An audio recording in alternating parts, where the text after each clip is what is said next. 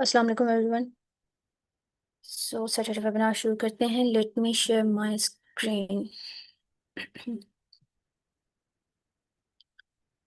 चलिए।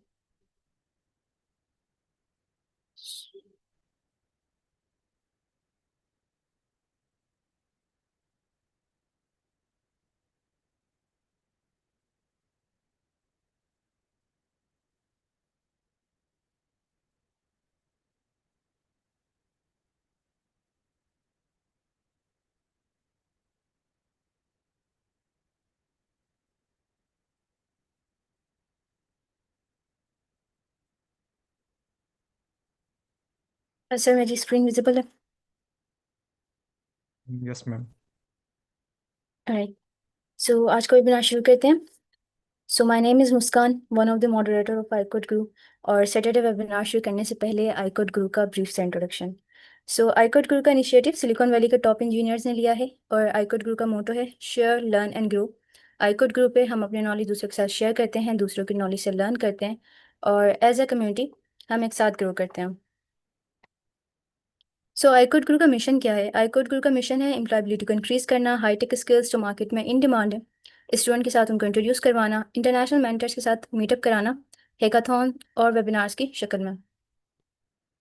सो iCode group का focus क्या है और हम काम कैसे करते हैं?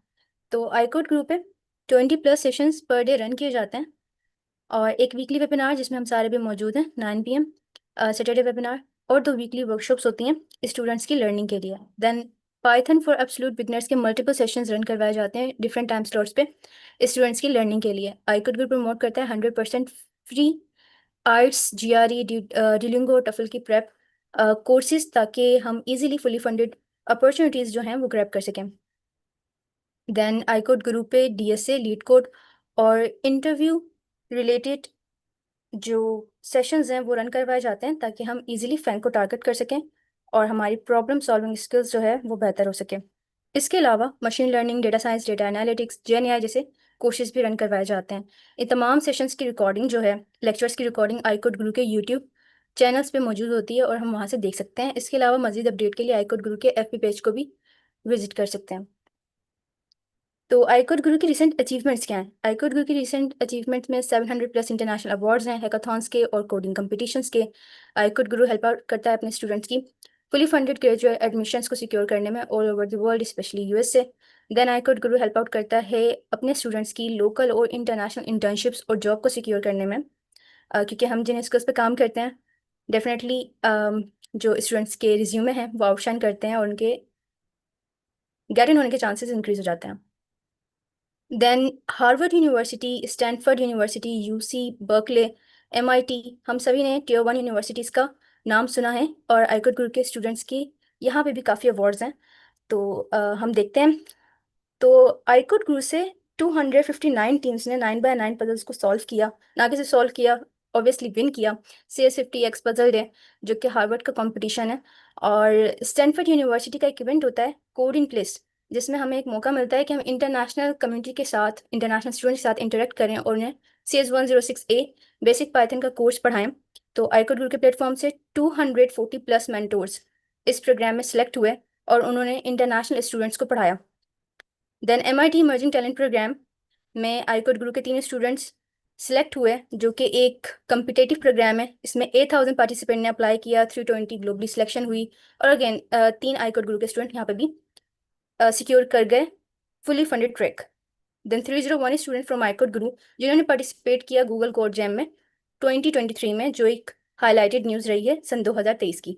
देन 3 इंटर्न्स इतिहाद एविएशन ग्रुप उन्होंने ज्वाइन किया एक इंटरनेशनल हैकाथॉन विन करने के नतीजे में अबू धाबी में। सो एक ही पोस्टर है जो हम देख रहे हैं, फॉल 2024 फुली फंडेड स्कॉलरशिप्स इन USA। पाकिस्तान की ये चंद यूनिवर्सिटीज़ हैं जिनके स्टूडेंट आईकोड गुरु के प्लेटफॉर्म से ताल्लुक़ रखते हैं और जिन्होंने फुली फंडेड MS और PhD की स्कॉलरशिप अचीव की थी 2024 में, जिसमें university of agriculture Faisalabad, Quaid Azam university, international Islamic university, Mohammad Nawaz Sharif university of Multan, UET Lahore, university of Gujrat, Bahria university और GCUF के स्टूडेंट शामिल हैं, जिन्होंने सन 2024 में MS और PhD की फुली फंडेड स्कॉलरशिप US की 19 यूनिवर्सिटीज़ में सिक्योर की और अगर हम उनके पोर्टफोलियो का बात करते हैं, प्रोफाइल का बात करते हैं, तो उनका कुछ प्रोफाइल इस तरह से था कि सीजीपी की रेंज 3.1 टू 3.8 के दरमियान, आइट्स रेंज 6.5 टू 7.5, कोई पब्लिकेशन नहीं थी किसी स्टूडेंट की, किसी ने कोई जीआरई नहीं दिया, और स्टडी गैप भी काफ़ी ज़्यादा था, 1 to 15 ईयर्स। और जितने स्टूडेंट्स ने अप्लाई किया विद 100% फ़ी वेवर के साथ, किसी ने कोई एप्लीकेशन के चार्जेस पे नहीं किए। Scholarship stipend $1100 to $3000 per month, और आईकोड ग्रुप के किसी भी स्टूडेंट ने अब तक कोई बैंक स्टेटमेंट शो नहीं करवाई। इसी तरह 2025 फॉल और स्प्रिंग 2026 में आईकोड ग्रुप के प्लेटफॉर्म से 60+ स्टूडेंट्स के एडमिशन फुली फंडेड सिक्योर हुए हैं फॉर यूएसए। सो ये एक बार चार्ट है जिसमें हम देख रहे हैं कि आईकोड गुरु की कम्युनिटी ने किस तरह ईयर बाय ईयर ग्रो किया है विद दीज इंटरनेशनल अचीवमेंट्स, जिसमें शामिल है स्टैनफोर्ड, हार्वर्ड यूनिवर्सिटी के अवार्ड्स, एमआईटी, यूसी बर्कले वगैरह वगैरह। सो 2021 में आईकोड ग्रुप के 5000 मेंबर्स थे, और अप टू दैट 2025 में आईकोड ग्रुप पे 50K+ मेंबर्स ऐड हैं with these international achievements. Let's move towards next slide. Thank you so much for joining this webinar. Registration के लिए you can go through ico.guru/join, और ico.guru के FB page को भी आप follow कर सकते हैं और YouTube चैनल को भी गो थ्रू कर सकते हैं। बात करते हैं आज के वेबिनार टाइटल के बारे में, तो which is very interesting. Title है from ideas to impact the art of storytelling, और जो हमारी गेस्ट स्पीकर हैं मैम रहमत खड़ल हैं। और वेबिनार शुरू करने से पहले मैम का एक छोटा सा इंट्रोडक्शन। मैम रहमत ने अपना बीए किया है मार्केटिंग एंड फाइनेंस में फ्रॉम यूनिवर्सिटी ऑफ टोरंटो। और अगर मैं मैम के एक्सपीरियंस की बात करूं, तो 2011 से मैम का एक्सपीरियंस जो है वो शुरू होता है। She joined ING as a development manager and worked as a product marketing manager at Cisco and AppDynamics. और मैम ने सर्व किया as a director in global sales at Rubrik, and VP global sales at BigPanda Harness and Envoy. Currently ma'am काम कर रही हैं, she is working fundraising advisor and GiveLight foundation, और founder and GTM advisor at the empowerment project and review. Ma'am VP हैं customer sales and GTM at Conductor. और इस webinar में हम मैम का वेलकम करते हैं। So it is a great pleasure to welcome ma'am Rahmat to today's webinar, and ma'am we are greatly and truly excited to have you with us on iCode Group community. So thank you for joining us and sharing your precious time with our community. Let's back towards webinar, and over to you, ma'am. Thank you. Let me share off my screen. Wonderful. Thank you, Muskan, and assalamu alaikum to all of you. Thank you for joining today.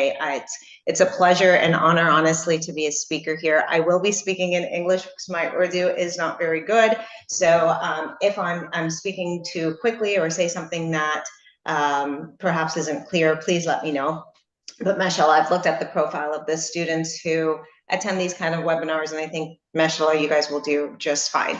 So as I jump into today's presentation on the art of public speaking and storytelling, I want to kind of survey the audience, and you guys can raise your hands or just think about this question. But many of you have IT backgrounds. Many of you have PhDs or pursuing PhDs and master's degrees, etc. Wonderful, right? This is a lot of work. Thank you for showing your hands. It's a lot of work that's involved in doing this. I'm guessing, and again, think about this yourself. And if you want to put it in the chat, please put it in the chat. This is a lot of hard work, right? Whatever degree it is that you're pursuing, it's not easy. It's very, very hard. And guess what? That's just the beginning of the journey, right? You go to school, that's the easy part. What comes after is being able to get employed, to go out there, put yourself in the market. Now, unfortunately, this is something that happens a lot in the community, in the sense that we work very hard in the background, where we're going to school for all of these higher level degrees, but unfortunately, we're not landing those jobs. Unfortunately, we're not landing those opportunities. And the reason behind that is because the art of storytelling has been lost. We spend so much time building these skills and foundations on the back end through our education. We spend very little time articulating the message. So I want you guys to keep that in the back of your head, because if you can't articulate the message, if you've gone for an interview, if you've gone ahead and, gone to any sort of networking event, how do you stand out? How do you tell your story? How do you craft that story? You have such a wonderful story to tell, but are you creating those opportunities for yourself? And when you have those opportunities, how well are you telling that story? So I'm hoping, inshallah, today I'm going to give you some skills that are going to help you put together your own narrative. So inshallah, I will go ahead and share my screen. Hopefully you guys can all see it. Let me know. You should all be able to see it. Yes. Any thumbs up? Yes, ma'am. The Okay. screen is visible to us.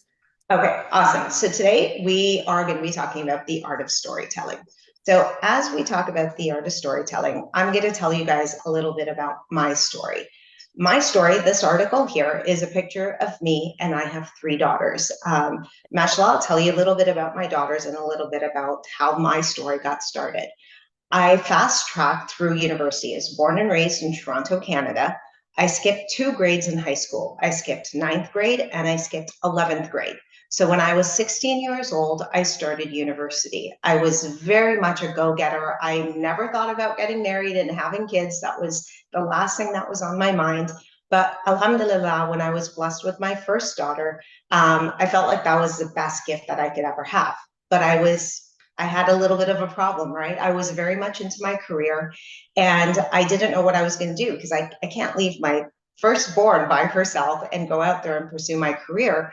So I made a lot of dua to Allah Ta'ala, and subhanAllah, guess what I got in return? My second daughter. They're only a year apart. And I was like, okay, I think Allah Ta'ala is telling me to stay in the direction of motherhood. Still very, very hard for me. The reason I have this article and this picture of this article up there is I thought, I need to continue to build my story. I've worked so hard to get where I am throughout my life to this point. Being a mom shouldn't have to stop that.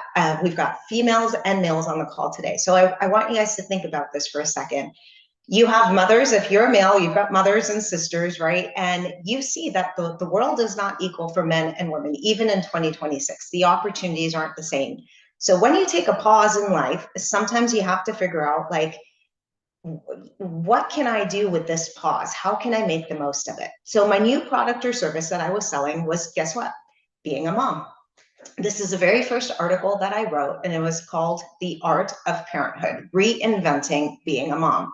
And in this article, I talked very, from the heart and transparently about how it's the hardest job you can ever have is being a mother. I was juggling 3 different personalities at home. I always had to be on my best game to make sure that my communication was clear with each one and not the same, because every individual is different. The reason I tell you about this article is that this article was picked up by Family Circle magazine, which is a very large publication in North America. And they said to me, we read this article of yours in a local newspaper in California, and we want you to become a writer for us. And so subhanAllah, Allah Ta'ala opened yet another door for me. And I had not gone to school for being a writer, but this article opened that door. And so now if you look at my LinkedIn, these are some of the different speaking opportunities that I've done. You're going to notice a theme here. So if you visit my LinkedIn profile, I can advertise anything about myself, right? But that's where your story begins. How do you go ahead and tell people there's so much to know about you, but what's the most important part? There's got to be a thread that you can pull on that's telling a consistent story. My consistent story on LinkedIn is all about women's empowerment and giving back to the community. Everything that I highlight on my LinkedIn profile has nothing to do with my career. How I pull people into my story and how I differentiate myself is by telling the story of how I stayed at home for 13 years with my 3 daughters before moving back into corporate America. And when I got back into corporate America, alhamdulillah, Allah blessed me from being an individual contributor to being a vice president in less than 6 years' time. That's not a narrative that a lot of people can tell, but that's the narrative, alhamdulillah, I was blessed with, and that's what I focus on. I don't focus on being the leader, a vice president. I don't focus on customer success. I don't focus on enablement. I focus on empowerment. That's a little bit of background about me. Now, why did I give you that background on me? Today, I'm here to talk to you about the art of storytelling. If I can't build credibility and if I can't tell my story, articulate it to you, there's no way that you're going to listen for the next so many minutes me speaking about the art of storytelling. All right. So now that you know a little bit about me, let's talk about storytelling in general. There's a background to storytelling. This is nothing new. From this graphic, what you can see is that we've been telling stories for a very, very long time, when words weren't even something that we would use. On the very left-hand side of the screen, what you're going to see is writings on the wall.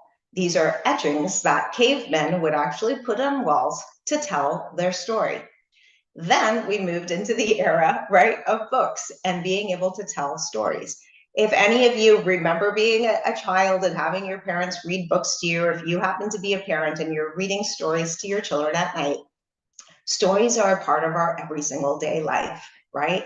Fast forward to the generation of technology. Now we're telling stories via social media, but everybody has a story to tell.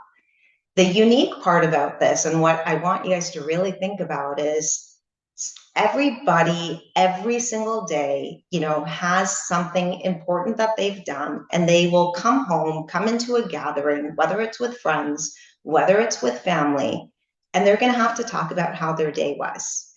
Again, put yourself in these shoes, right? Think about this for a minute. When you come home from school, when you come home from work, whatever it might be, what are you talking about at home? It's probably what you went through and what you experienced in that day, the difficulties, the obstacles, the great things that happened, the wonderful conversations you had, the great courses you took, whatever it might be. Guess what? That's time for you to practice your storytelling. But oftentimes we don't. I'm going to put this down here, right? Good storytelling. This is by the Harvard Business Review. The Harvard Business Review said that good storytelling is the key to leadership and communication in business. Now, when we have a chance to practice on a day-to-day how to do this, we are not taking those opportunities anymore. The reason that we're not taking those opportunities anymore is because of these things, right? Our devices. How much of your day is spent communicating via a device versus communicating live? When you go for any sort of interview, when you go for any sort of party, networking event, anything like that, are you communicating via your device or are you communicating live? What do you have more practice at? The reason that we're not so good at telling stories anymore is because we are so used to telling our stories, guess what, like the cavemen did. We're still putting pictures in emojis on paper, and we're no longer using our words. The reason that we tell stories and fairy tales to kids at night is because kids can't read. Stories tell the pictures tell the story. And same thing with Instagram, social media, anything that you're looking at, TikTok. It's about the visual. But guess what? The visuals don't show up when you go for these important interviews, when you're going to write a story about yourself or a paper about yourself and you're doing your personal statement. You can't draw a picture. It's about how you articulate that message. Here's a live example. This is an NGO. It's called Feed America. Now, why I'm showing you this graphic is because I think it's really, really important. And I want, again, for you guys to think about the art of storytelling. This graphic was taken from about 6 years ago when COVID was taking place. If you look at the picture, you're going to notice people are wearing masks, right? This was the day and age of COVID spread everywhere. This particular Feed America organization was looking to raise funds because in COVID, remember, so many people lost their jobs. There were more people on unemployment than ever before. People were, could only eat one meal. It was just a mess. You guys know that. I don't have to paint that picture for you again.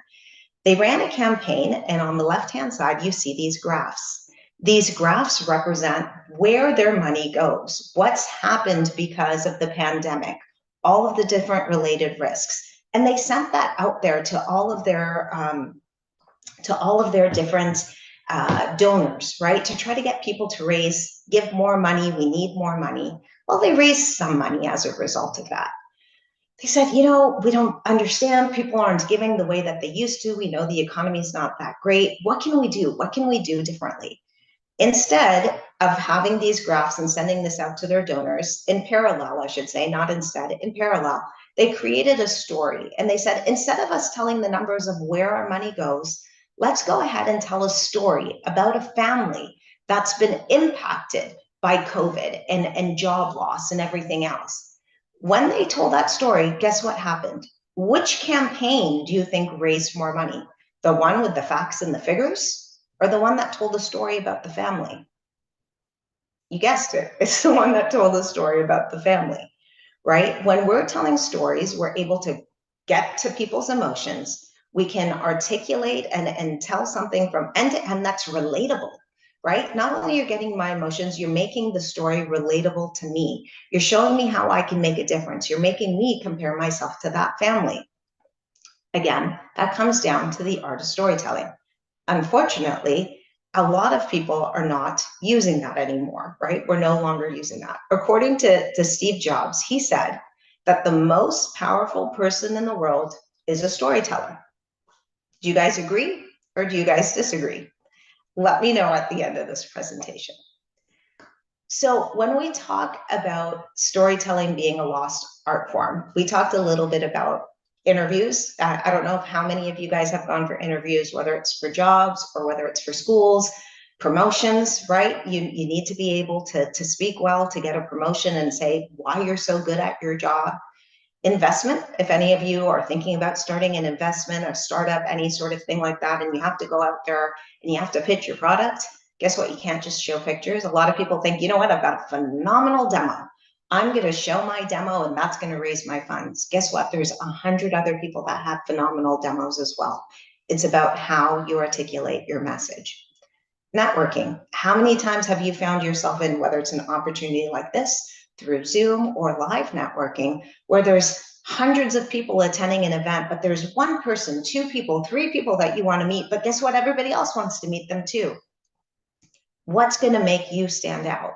What story are you going to go tell that person that you want to network with to say, hey, you know what? I want to keep in touch with that person. And even when it comes to leadership, remember I showed you at the very beginning of this presentation, the Harvard Business Review said that the key to good leadership in business is storytelling. So again, why is this the lost art form? Well, I'm going to show you how to change that up now, right? This is your palette. Since we're calling storytelling an art, this is the palette, which means these are the different colors that you need. I'm going to break it down by interviews, investments, and networking. Let's start with interviews. The very first thing is self-presentation. How do you present yourself? How do you come across? What does that mean, right? You might be thinking, man, explain that to me. I don't really know what that means. Self-presentation means how do you show up? If you're on Zoom, what does your background look like? Is it cluttered? Is it a mess? Do you have a fake background? Is it blurred? Let me give you a few tips. Don't blur your background. Don't have a fake background. Make sure it's clean. When you have a blurred background, when you have a fake background, it tells a bigger story. You're saying no words, but guess what? The person on the other side of the screen is already putting together, I guess they couldn't find a great place to be sitting and having this conversation. I wonder why it's being blurred. What's back there that I shouldn't be seeing? It's a fake background. I wonder why it's a fake background. What is their work environment really like? Funny, right? Because we don't think like that. But that's how other people on the other side of the screen are thinking about. Self-presentation also means, is your shirt ironed? Are you wearing a collared shirt? Is your hair pulled back? Is it neat and tidy? Do you look like you're well put together? Your shoulders back? Are you sitting up straight? Again, no words needed. This is all about people already anticipating what your story is going to be like, or frankly, creating the story of what they think you're all about before you even start speaking. Articulate. How many of you actually practice before an interview? Not by yourself. How many of you actually practice with somebody else and do a mock interview, do a mock networking play, role play? How many of you are doing that? How many of you actually record yourselves and say, I wonder what I really sound like? If you can't articulate your message, if you can't be clear, if you can't be concise, if you can't use your voice in a way to really either excite people or get people to lean in, hey, what did she just say? Again, you're not writing your story anymore. People are writing it for you. They're making assumptions. This person's having a really hard time answering this question that I just asked them. Did they really prepare? She keeps saying or yeah or like. Doesn't sound very polished to me. Remember, your story can either be written by you or it can be written by somebody else. You've got to control that by doing all of the things that I said. Have somebody in front of you, get that live feedback, record yourself. Nobody likes to hear themselves. But when you record yourself, you can say, wow, do I really sound like that? That's not how I meant to sound. I didn't think those were the words that I was using. Are you succinct? Are you to the point? Or do you ramble? If I ask you, how was your day today?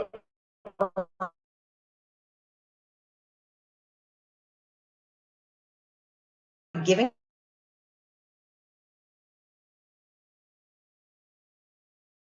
the right word.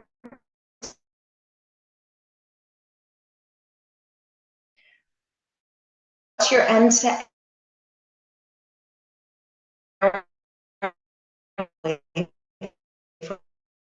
for kids? You take a 13-year-long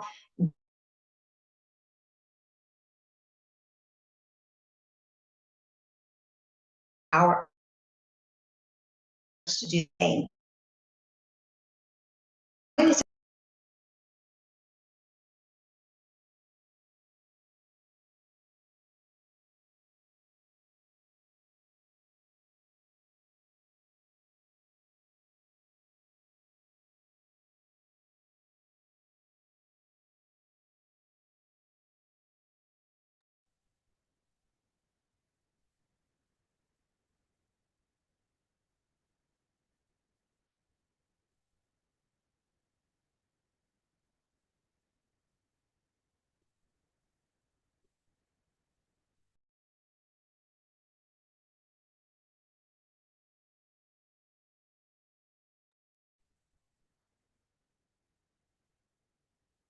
so ma'am रहमत की तरफ internet का थोड़ा सा problem है, दरअसल drop कर गई हैं, कुछ देर में वो ज्वाइन कर रही हैं, तो हम 2 से 3 मिनट वेट कर लेते हैं।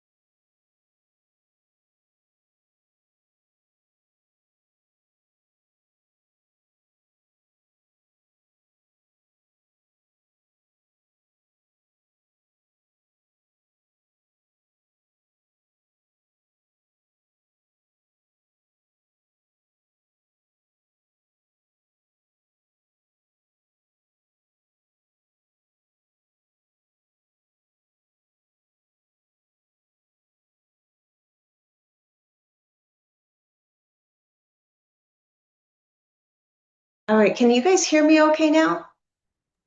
Yes ma'am. Okay, maybe I should keep my video off. I'm not sure what happened there, but I'll try to turn my video back on and continue. Please let me know. Just come off mute and let me know if anything happens with my voice or with my screen, if that's cool. Okay. All right. So let me know, what did you guys hear last that was clear?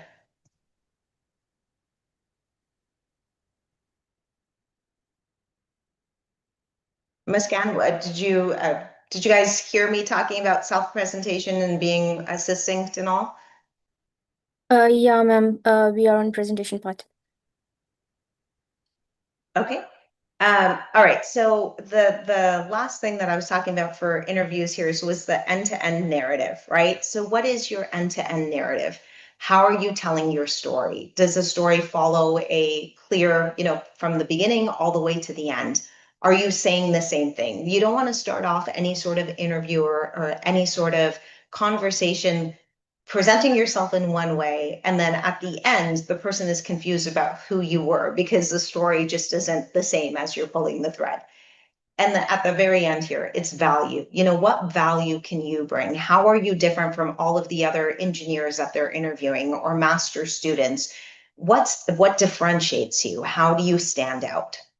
Now, the cool thing is for interviews, investments, and networking, and I'm going to build this out, and hopefully you guys can see it. It's the exact same thing. And this is what I wanted to show you all through this illustration is regardless of whether you're interviewing for a job, you're pitching to get an investment in your startup, or you're trying to build a network and you're at a networking opportunity, you need the same skills. You got to show up, you got to look the part, you've got to be articulate, you have to be able to be succinct and know exactly what your message is. What's the story, the narrative that you want people to remember about you? And you have to show your value.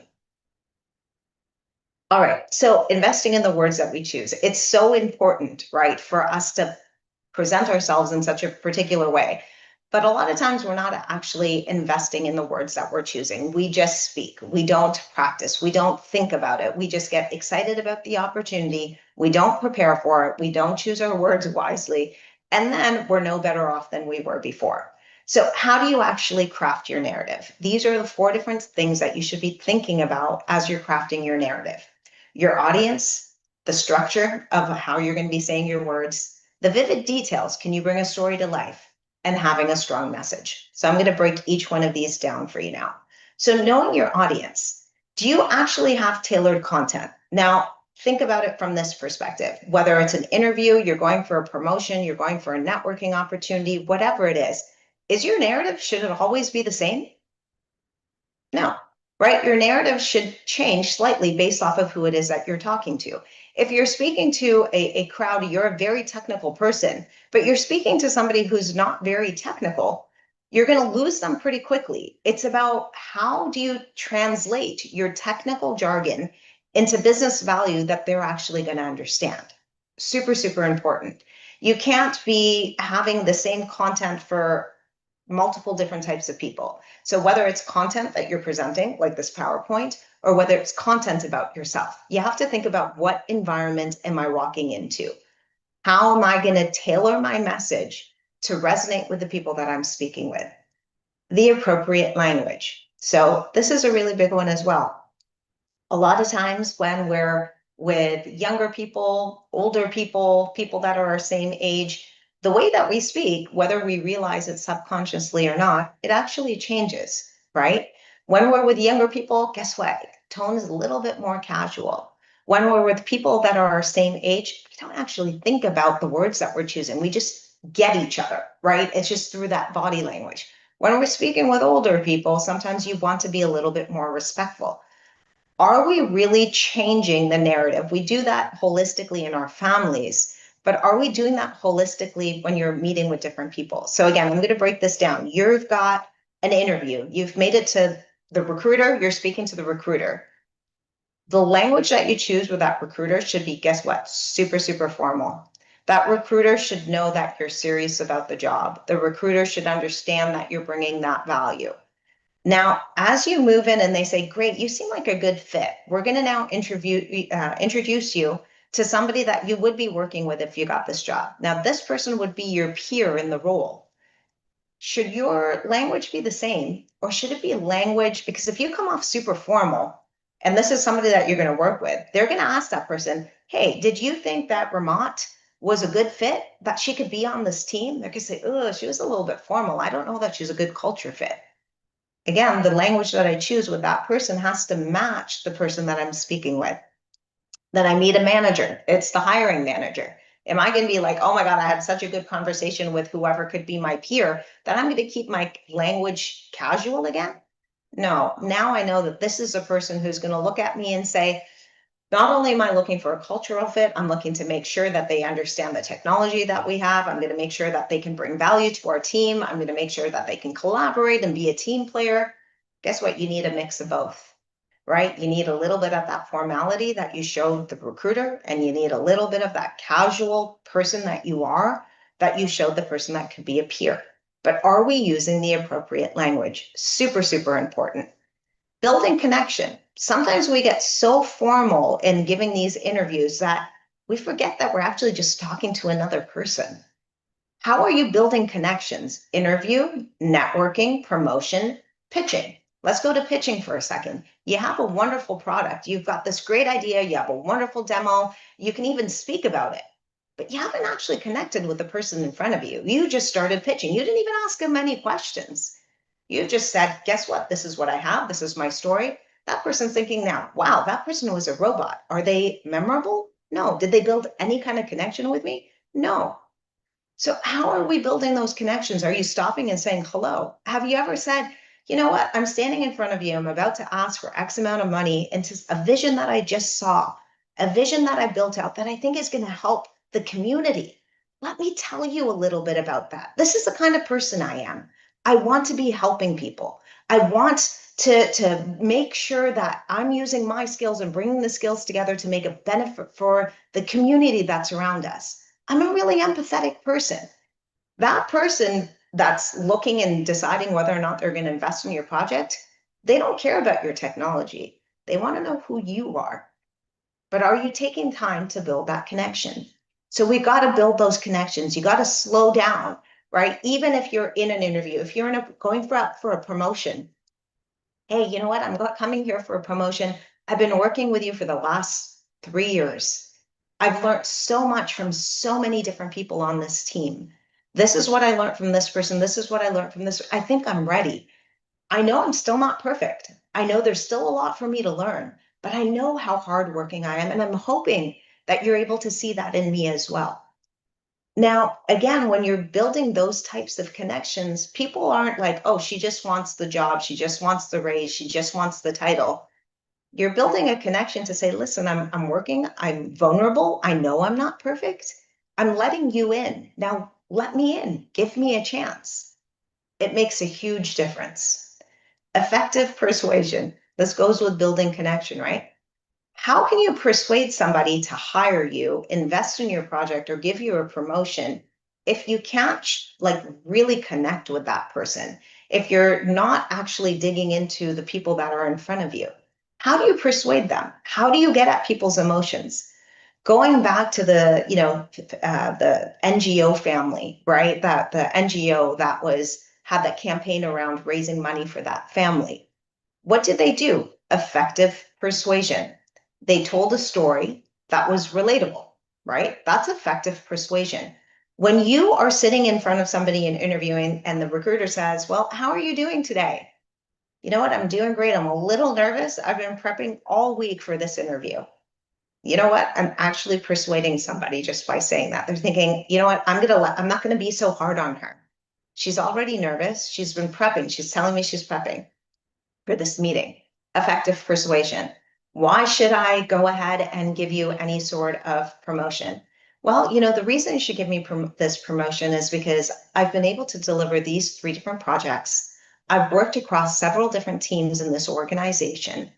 And you know what? I haven't asked for a promotion since I've started. It's been 3 months, 3 days, and whatever. And if it's not the right time right now for my promotion, I understand.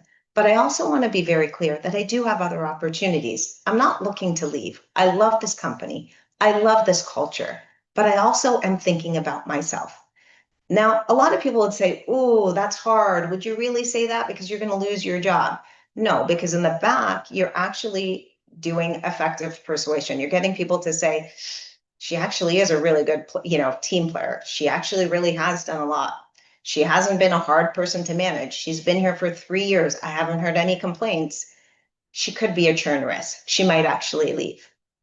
How do you do that, right? It's about really creating the narrative from the very beginning, meaning, again, remember articulating your message, being succinct. It's about how you show up. That's not just on day one, that's on every single day, on every single project. Managing expectations. Same thing, right? At the beginning of this presentation, I talked to you guys about why we were talking about the art of storytelling, what we're going to be going through today, this lost art form. Then you're not walking away at the end of this presentation saying, oh, wow, I thought I was going to have X, Y, and Z. Managing expectations from the very beginning shows your audience that you're trustworthy, you're honest. What you said you were going to deliver is what you actually delivered. Package this all up together, it really comes down to, connecting with your audience, relaying the right message to your audience, and having your audience walk away saying, hey, that's a person that I want to connect with. That's a person that I'm going to remember. That's a person that I learned something from. A lot of times we don't know our audience. We go in with generic messages. We go in just, there's only one of me, so I'm always going to tell the same story. Nobody's saying, just to be very clear, I'm not telling you to make up different stories about yourself. There's different parts of your life that you can bring forward or put in the back end when you're speaking to different types of people. Again, my LinkedIn as a prime example, what I put forward is the empowerment project. It's about women in this technology. It's about all of those things. It's not about my title. It's not about enablement. It's not about customer success. It's not about sales.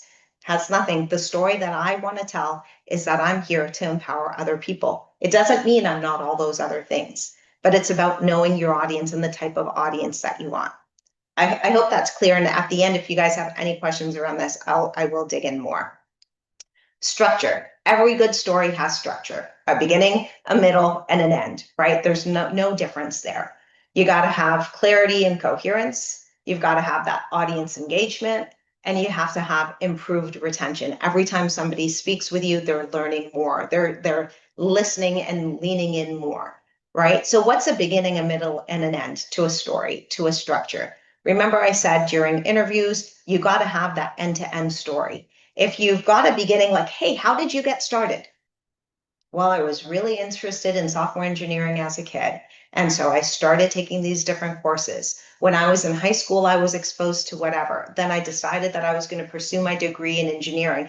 And now I learned so many different things that I've landed all of these wonderful internships and opportunities. The end? Well, you know what? There is no end to my story right now. I'm hoping that I'm going to land a job with you guys and I'm going to continue to learn. There's got to be a beginning, a middle, and an end to every story, right? Think about any story you've always read. You've got to be very clear and concise about what that story is going to sound like. And again, you have to, you're speaking to somebody, you have to make sure that the person on the other end is leaning in and also listening. Vivid details. So do you remember, you can read some novels and some books that, oh, they're boring, and others you're going to remember forever. Why are you going to remember them forever? It's because you've got those vivid details in there, right? Again, when I first started this presentation, I tried to provide those vivid details of, imagine yourself, you've gone to school, right? You've earned this degree, you've worked so hard, but that doesn't matter. Just put yourself in that position. That doesn't matter if you can't land a job. Nobody's ever going to know how good you are at X, Y, or Z if you can't tell your story. You got to get people to visualize. I had 3 daughters, right? All of these different details that I try to present as I'm going through my presentation, you need to have vivid details because these are things that your people are going to remember, right? So again, if you're pitching something and somebody says, okay, go ahead, pitch your product to me. The very first way you're going to build that connection, you're going to say, thank you so much for the opportunity. I want to, before I even start pitching my product, I want to tell you a little bit of background about myself. Why did I think that there was a need for the problem that I solved? And you're going to create some sort of a dynamic story that people are going to remember. At the beginning of this presentation, the details I gave you guys, Family was not something that was top of mind for me. I skipped 2 grades in school. I was all about being a go-getter, right? Those are details that I'm bringing to life. And, sometimes you're going to walk away from this presentation. That might be all that you remember. But the way that I brought that story back together is I said, this is not what I wanted, but look, Allah Ta'ala opened all these doors for me. I wrote an article about being a mom, and boom, all these opportunities came to me as a result of that. Vivid details matter, right? There's Rehmat who's qualified, and then there's Salma who's qualified. We have the exact same qualifications. We both went to school for the same things. We both won all of these different awards. We both did all of these amazing internships. But what's going to set Rehmat apart from Salma? It's going to be those vivid details. It's going to be what that recruiter remembers. It's going to be what that investor remembers. It's going to be what that person remembers who gives promotions. Details matter. Having a strong message, right? What is that strong message that you want people to walk away with? Think about writing a personal statement. If any of you are applying to schools and colleges, I think, some of you are master's programs, whatever it might be. What's your end-to-end story? What's your strong message? Again, there's many Rehmats out there. There's many Selmas out there. We've all done the exact same thing. But what's your strong message? How are you establishing credibility and authority? I did it by showing you guys that one slide with a bunch of different pictures of me and all the different things that I've done in the past. How are you doing that in your personal statement? When you're writing out the skeleton for what your personal statement should look like, is there a part there that says building authority and credibility? Just think about it for a minute. How do you change your brand? These days, when you're applying for a job, the first thing that people do is put your name into the computer and run a search. What is the brand that shows up associated with Rehmat Karel? What are they going to see? What's that end-to-end story? What's that message that Rehmat is telling me without saying a word? Same thing when you're writing your personal statement. What's that brand awareness? What should people know about you that's different than all the other candidates that are there, right? Driving business growth. How are you good for business? Even as a student, how does that make sense as a student? I have 3 daughters, right? I talked to you guys about that. I have one at UC Berkeley, I have one at UCLA, and I have one that's graduated and is working for Accenture, a very large consulting firm here. Alhamdulillah, I feel really, really grateful. Why do I mention them? Is because when we were writing their personal statements, when they were talking about it, when they wanted to get into these schools, it was like, what are you going to give back? How are you going to go back and be an alumni at Berkeley or UCLA or NYU? How are you going to do that and give back to the university? What are you going to do for them? You have to think about that, right? You have to think about, like, the school is saying, I'm investing in you. I'm choosing you. What's going to be my ROI? How am I going to get my return on investment from this one student? Interesting. I'm reading her personal statement. She definitely has credibility. She started her own nonprofit when she was 16 years old. Interesting. What makes her an authority on this? She's done all of these different projects on. So again, my daughter started a nonprofit that's all about cognitive diseases. It's called the Lean On Us Foundation. They said, you know what? Their personal statement was about their grandfather who was diagnosed with Parkinson's. They were very young. They wanted to help him. So they started this nonprofit. They did all of this different stuff. It made them an authority in the space. They went to different high schools and started different clubs about the Lean On Us project. Let's raise money on Parkinson's and cognitive issues. The schools see that and say, oh my God, at 16, they went and started this nonprofit because of what was impacted in their family. If they come and they're a student here, they're going to be a great part of our incubator at, UC Berkeley's Startup Incubator Club. I'm just giving you guys examples. I'm trying to paint a picture of, you've got to have a strong message. Something's got to set you apart, right? Building networking opportunities, same thing. How many of you are going out there and having virtual meetups? How many of you are taking every opportunity, even if it's a party that you're invited to and there's somebody there, one person that's there. You don't even know that that person is there, but they have a job opening. They have an opportunity. Are you just staying with your little clique that you're comfortable with? Or are you actually introducing yourself to the people that you don't know? Because there might be somebody or some people in that room that are super, super important people that can make a difference in your life and your growth. When you do find those people, what's your message? How do you articulate it? Are you succinct? Can you tell an end-to-end story? I'm hoping that you guys can see that there's a theme here, right? And again, when you have a strong message, it shows that you're enhancing like leadership. You've got that leadership ability. Going back again to the very beginning of the presentation, whether it's Steve Jobs saying that the most important and powerful person in the room is a storyteller, or Harvard Business Review saying that it's good communication and storytelling that are making the leaders of tomorrow. How are you enhancing your leadership skills? Is your message strong enough that's showing that you have those leadership skills? And are you memorable? Somebody going to remember you? Or are they going to forget about who you were 2 days later? How strong is that message? So I'll conclude with this, right? There's a lot of us who work really, really hard, even on this call. I'm sure there's a lot of you that have similar degrees and similar backgrounds. Same thing with myself. There's many people like me out there, but it's about what differentiates me. It's about your presence and how you speak and how you carry yourself, right? It's about the discovery. What questions are you asking them? Are you just saying it's just a monologue? You're going to notice that this is a virtual presentation, and I wish it was live, because if it was live, all the questions that I was posing and asking you guys to think about, I would be asking you live. So just as much as people are asking me questions, are you asking them questions? Remember, when you're going up for an interview, you should be interviewing them just as much as they are interviewing you. That establishes credibility. That establishes authority. That shows that you value yourself. When you're going for a pitch, you should think, I don't want just anybody's money. What kind of other funding has these people done before? Who am I really working with? Why should I want to work with you? My product is something unique. I'm something unique. Are you asking those questions? Even when you're going up for a promotion, I want this promotion, but I want you to tell me why you think I would be a good leader for this, why I'm the right candidate. Why should I stay with this company when I have so many other offers? Good discovery helps you tell your story because, again, remember I talked about your background, your social media presence.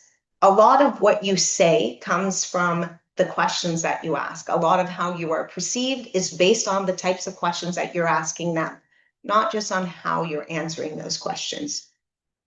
The why you, so important. Why should they choose you? Are you memorable? Do you have authority? Can you build credibility? Why should they choose you over everybody else? And then how do you close out your conversation with someone? Is it like, oops, I have nothing left to say. So awkward silence and we walk away. I've seen that a lot, by the way. Or is your close just as strong as your opening? You came in with all this energy and you're like, yeah, this is the right person. I'm going to talk to them. This is the right job. And then you got weaker and weaker and weaker. And then you're like, oh, nothing left to talk about. Oh, well, it was very nice meeting you. Thank you so much for your time. That's not memorable, guys. That's how everybody closes. How do you close? All of these things seem like common sense, even choosing the right words and knowing your audience. But guess what? A lot of us aren't using common sense when it comes to storytelling. A lot of us are using our devices and using our devices to tell our story for us, using social media to tell our story for us. We're not practicing these skills. We're not coming home and telling an end-to-end story. How was your day? It was fine. Is that giving you, are you preparing yourself for the next big conversation you're going to have? Because when somebody says, so how was your day? And it's a recruiter or it's a boss or it's somebody who, again, you're going to get investment from, you're not going to say it's fine. But now you're going to have to figure out how to tell that story, because guess what? You haven't practiced it anymore. The words that we choose are very important. The way that we sound is very important. The way that we present ourselves is very important. And that end-to-end narrative is very important.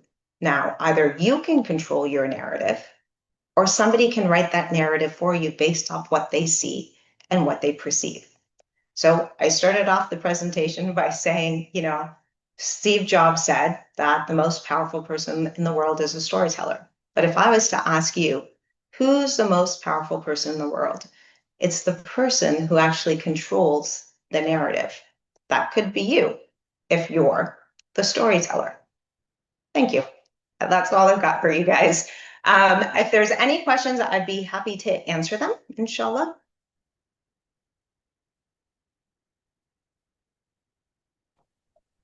Thank you very much, ma'am. Rehmat. I am Dr. Rizwan. I am in ICOT, in part of ICOT Guru Management.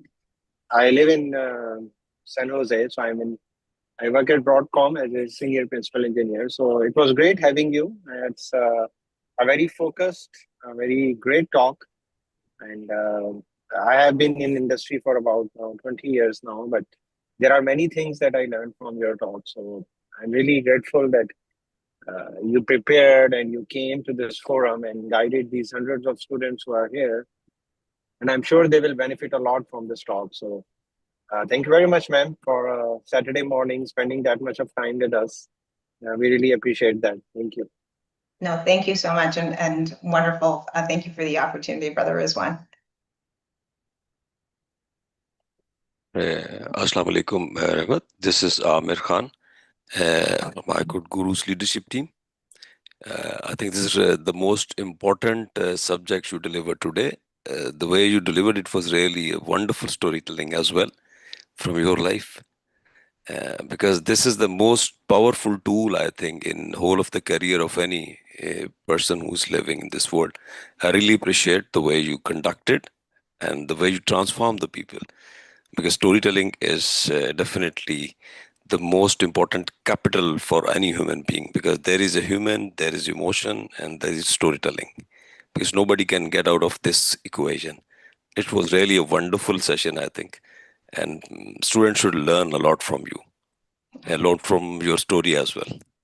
I'm really impressed. Thank you very much. No, thank you so much. Jazakallah. Jazakallah. So thank you, Ma'am Rehmat. So you are one of the person I want to be. I am envious of. So it was such a great webinar, and I think I learned more than the students today, and because I was able to relate. And Amar Khan is actually a CEO coach over here in Fremont. So maybe you guys should have a coffee together and exchange notes. Yeah. And Amar Khan is also he reads a lot. So whenever I meet him, I learn something new. So in the beginning I tried to compete with him, but then I decided that why don't I be a student to him and learn from him. And so mashallah, maybe you both of you should meet sometime and exchange notes over coffee. Actually, Because both of you Rehmat, are in the Bay Area. Rehmat, important thing is कि doctor Zafar specially रात call काफी late कि सुबह का webinar जो है ना I should not avoid it. So it was really worth listening from every word of you, because this is I think I got connected to one of my most important story last night. आपकी तस्वीर नहीं आ रही. Rehmat, you there? I am here, yes. Yeah, actually, for me, this is very much important webinar, because last night I just thinking about your storytelling. I strongly believe in that, and last night I got connected to my one of the strongest story of my life. I would share with all the students that in story you must have the words to communicate. And there is some soul who is listening, not the body. Because last moment I spent with my mother, I was just thinking last night, I think it was 3 o'clock last night, when Dr. Zafar told me that it's very important to listen you. So again, I just recalling my last moments of with my mother, and I was screaming and crying to talk to my mother, but she was on the bed last moments. Then I came to realize that there must be a soul who can listen, because I was crying and asking only one statement: please talk to me at least once in my life. Actually, just after few moments, she died. So we must have some soul to talk. And definitely in storytelling, we must have a human and a sound and a words to talk, and definitely some emotions. This is what I learned from you as well. And I think this is really a wonderful webinar. I learned a lot of things from you. And student must have a people like you. Thank you very much. No, thank you. And Please, I would love please. to stay connected, Brother Amir. Thank you for Sure, sharing that. And Brother sure. Zephyr, I'm envious of you. Everything you've done, mashallah, with iCode is phenomenal. So thank you for that. That's a very Sure. nice compliment. Thank you. Thank you. Thank you very much.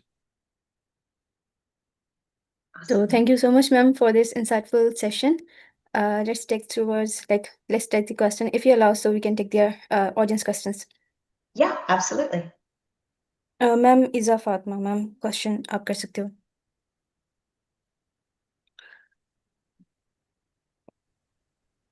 Thank you so much, madam, for this wonderful webinar. Is she there? Okay. So, ma'am, you just mentioned about making connection when we are in an interview or when we are pitching our idea. You mentioned about making connection. So, could you please explain it a little bit more that how we could uh, make a connection with the interviewer or with the person we are connecting at that time? Yeah, great question. So yeah, some of the simple things, nothing to overthink here, right? Inshallah, when you're trying to connect with somebody that's, via Zoom on the other side of a screen or even in person, the best way to connect is to be a human, to be real. And what I mean by that is, if somebody says, "Oh, how are you doing today?" "I'm doing great. How are you?" Has it been a very busy day? I noticed that X, Y, and Z companies got a lot of roles open. Do you guys have a really big team? It's okay to be a human and connect with that person. If you don't feel comfortable doing that kind of connection, you can also just be like, when they come in and they say, "How are you?" You can say, "I'm doing great." I gave the example even in the presentations to say, to be honest, I'm a little bit nervous because this is a company that I've been, looking at for a really long time and following. You guys are doing phenomenal things. So I hope I'm ready for this interview. Just be real, right? Like sometimes we show up and we're just a little too polished and a little too, yes, no, okay, did I answer that question right? And we're in our head. Just be relaxed. And that's why I say do the mock interviews, practice, anticipate questions that they're going to ask, that kind of thing. If they have any sort of background that you can relate to, whether again in person or online, say, "Oh, I love that picture that's behind it. Where is that? Is that Paris? Is that Rome?" I mean, I'm giving you examples of what's in my background, right? But it's okay to just be real because most of the people that they're speaking to are coming in very nervous and very formal. You're going to stand out if you're just yourself. Does that help? Yes, it helps. Thank you so much. Yeah, you got it. Sir Akib Ali.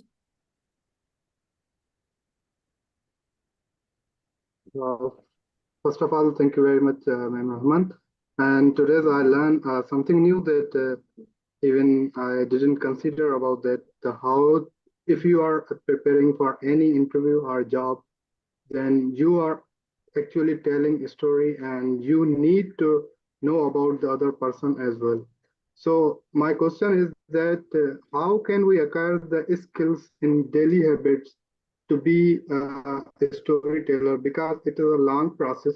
You need to, and even you mentioned that it is a end to end way, and it is a big daily action based habit that you need to build. So what habits that we can learn and apply in daily life? Yeah.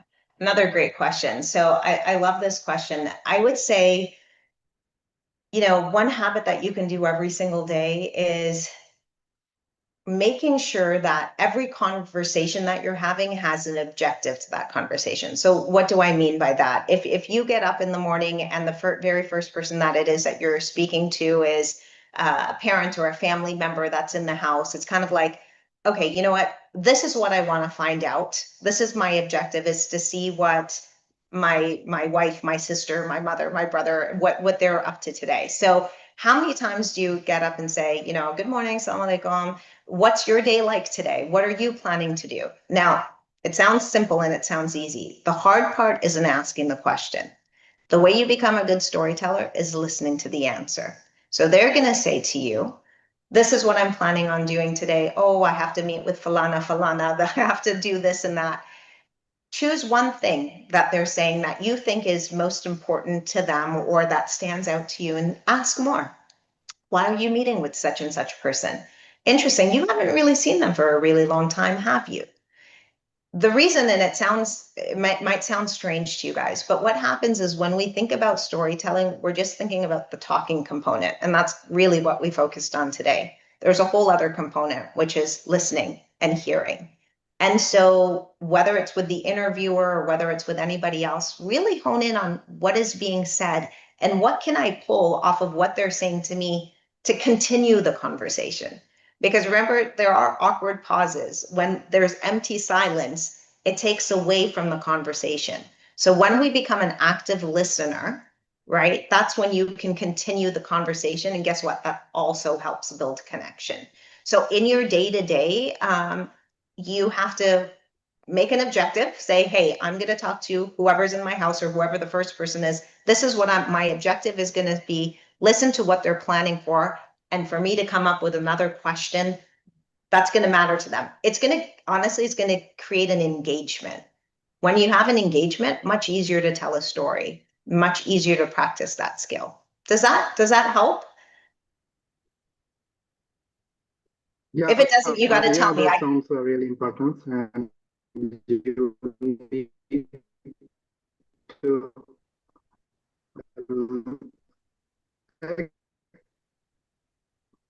Awesome. I think you said it did. You were breaking up there for me. exactly. Just Thank a you little very bit. much.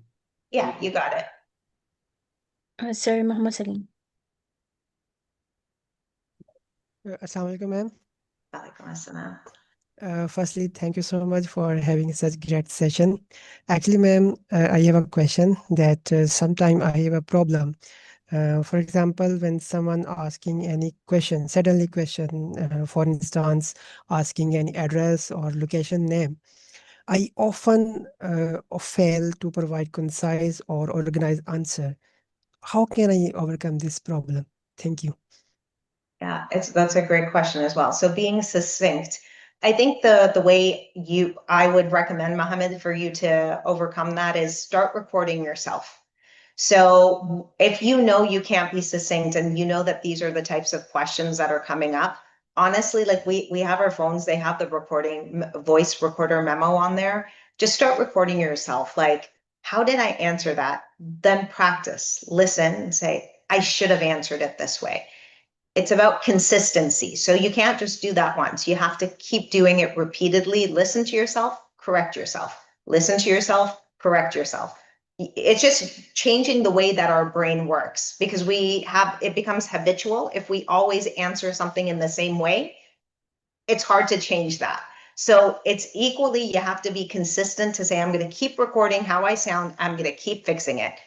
Honestly, take 10 minutes a day to do that. And I promise you, within 7 days of doing that, so 70 minutes of investment in yourself, you're going to see a huge improvement. Thank you, ma'am. Thank you so much. You're very welcome. Sir Mohammed Zain.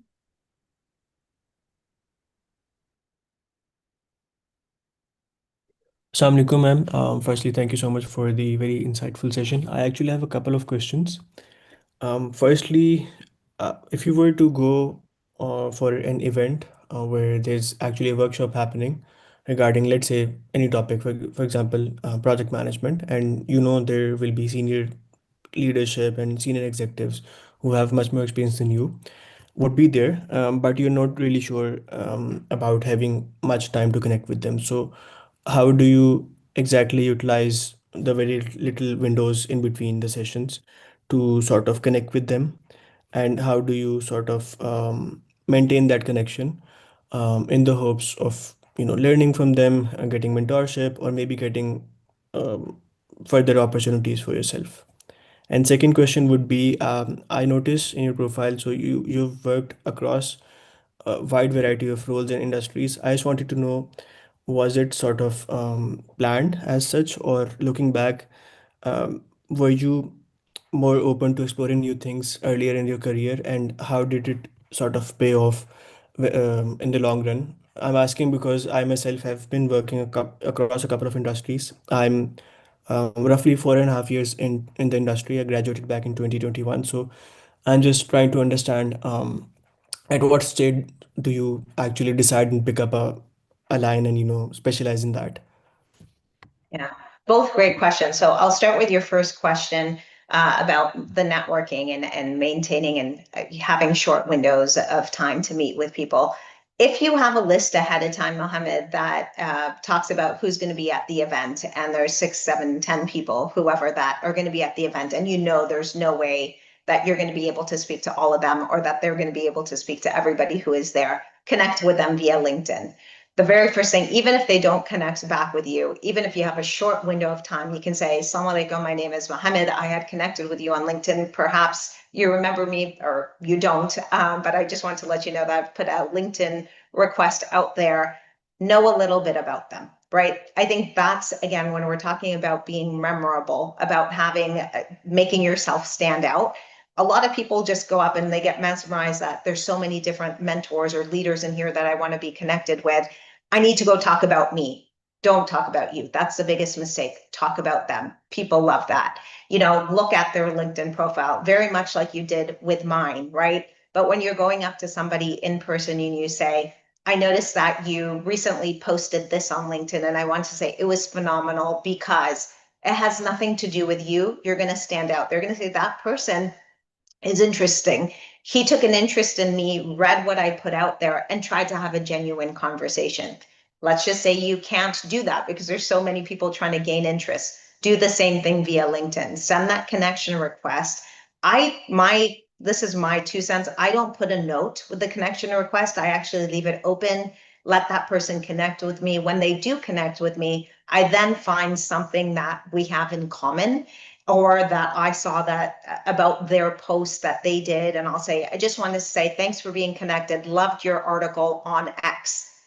I'm not going to ask them for anything. It's too soon. They don't know me. But guess what? I'm establishing credibility because I'm just saying, hello, good to be connected. I love what you're doing. The next time I reach out to them, it's going to be another sort of soft touch. Love this post. And this time it's not going to be on a direct message. It will be in their LinkedIn comments. Love what you did here. Whatever your comment is. Now they've seen your name in 2 different ways. Third time you reach out to them, you could be asking for a coffee chat. So hopefully that answers question 1. Question 2 is a great question because a lot of people say to me, you had a very interesting journey. You started off with Cisco, you were there for 6+ years, and then, you've moved around since. What people don't know is the reason that I actually moved positions is my leaders took me with them. So I work so closely with people that people wanted to continue to work with me. So when they moved a company, they would ask for me, like, hey, you should join me at this company. In my roles, I either report into the chief revenue officer or I report into the chief executive officer. And so when they change roles, alhamdulillah, Allah Ta'ala has given me the opportunity to move with them. The reason that I figured out, Mohammed, to do this is, guess what? When you move with your whoever that person is, you get more money all the time because people want to give you more because they see that somebody else is bringing you in. And it gives you a time to reinvent yourself in another company, meaning what new skill can I pick up? What else can I add to my feature list? And I hope that makes sense, right? Because the more I'm adding to my feature list, I don't just blindly follow people. I say, okay, well, maybe I'm going to come, but what can you do for me? Because this is how much I make here. I'm looking for this much if I move anywhere else. I don't even have to fight for that. That person's going to do the negotiating for me. Once I get in there, I've already proved myself to the leader who brought me over. Now what I have to do is say, give me more responsibilities. The reason I ask for more responsibilities is it builds my skill set. But And again, I hope that answers your question, but those are the reasons that I've done that in my career. You just have to find the right opportunity. If somebody is not going to pull you over into a role because you haven't worked with them for very long, then think about like the credibility on a resume. I can say that when somebody's talking to me like, hey, you were only at this company for 15 months or 16 months. Why is that? I can say X, Y, and Z moved to this company. He brought me with him. But if you can't say that, you have to have another story that you can tell. I had a better opportunity. I was learning more. The team was bigger, but there's got to be a reason. So you got to think about that a little bit. Right. Thank you so much. Again, a quick follow-up question regarding that. So you mentioned regarding industries and moving from company A to company B. That makes perfect sense. But I'm just trying to understand, were you intentional with the kind of roles you were going for, or did it just happen and going with the flow? Yeah, subhanAllah. So I was very intentional with the roles that I was going for, and I learned a lot, right? So even though I started off like with the development work and then marketing work, and then I got into sales and enablement, there's certain things on my LinkedIn that you're not going to see in terms of titles, because again, I'm trying to tell a story. And if you have too many different title types, people don't really know what your specialty is. But I was a sales engineer, I was a salesperson, I was a sales leader, I got into enablement. All of that was very, very intentional because my end goal was to always be customer facing and training. I love training. And so every time I chose a role, it was very much about how can I make myself a stronger trainer? Well, I can make myself a stronger trainer if I understand the entire go-to-market system, the entire every part of the way a company works. So that's what I did. I played in every single role. So now when I train, I'm training the entire company. So it's very, very intentional.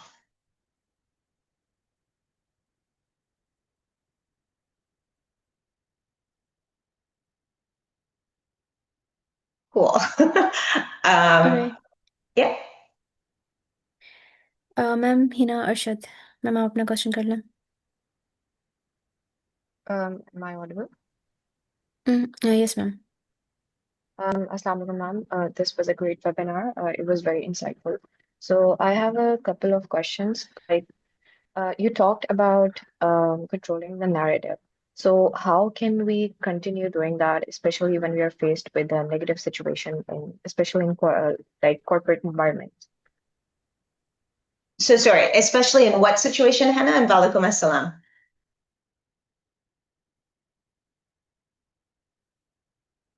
Sorry, Hannah, what environment did you say? I missed it. In corporate environments.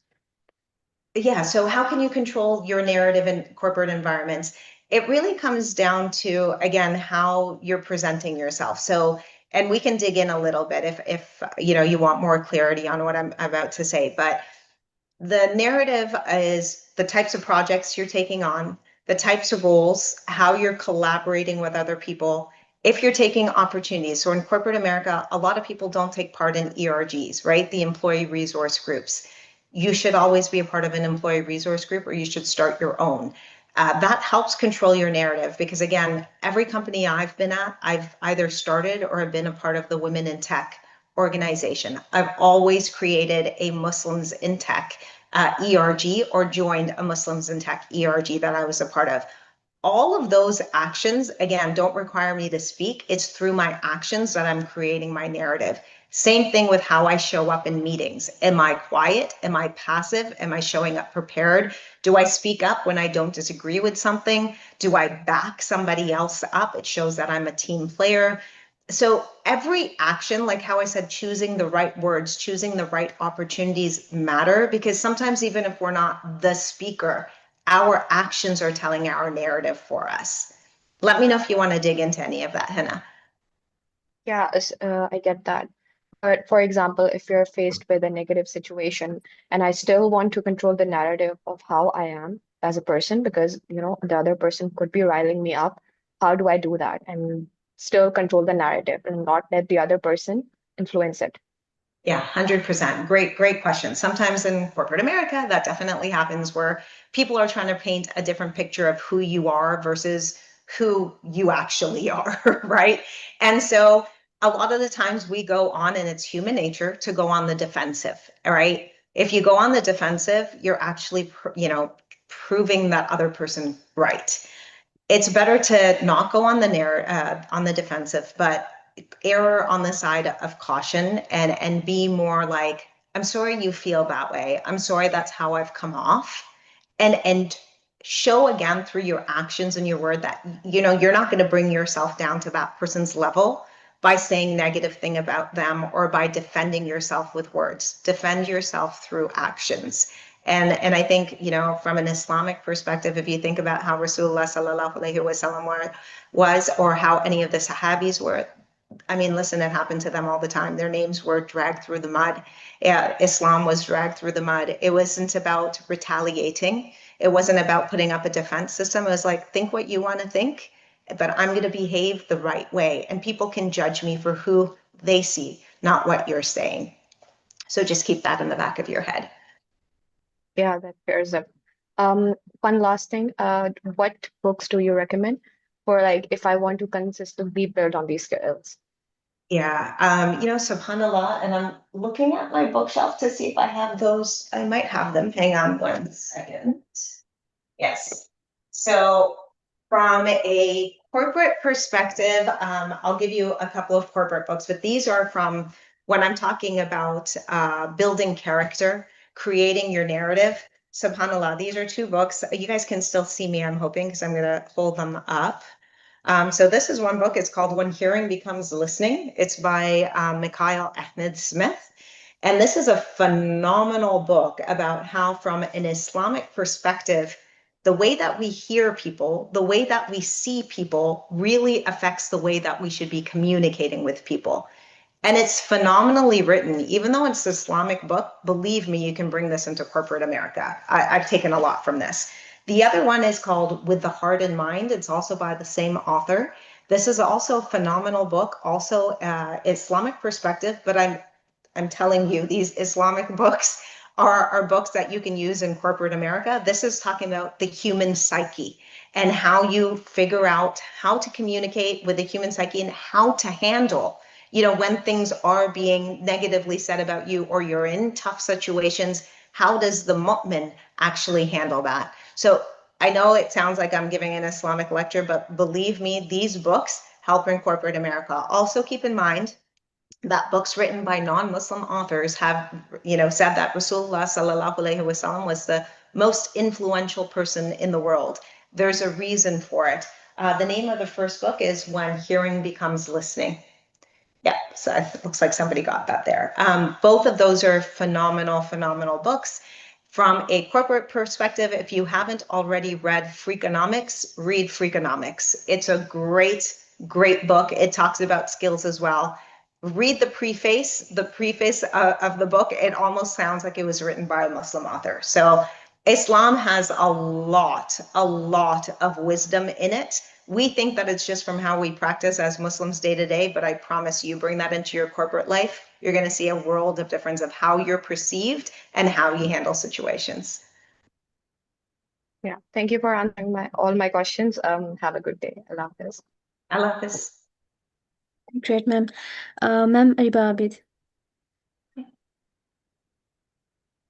Assalamu alaikum. Firstly, thank you so much, ma'am Rehmat, for this great webinar.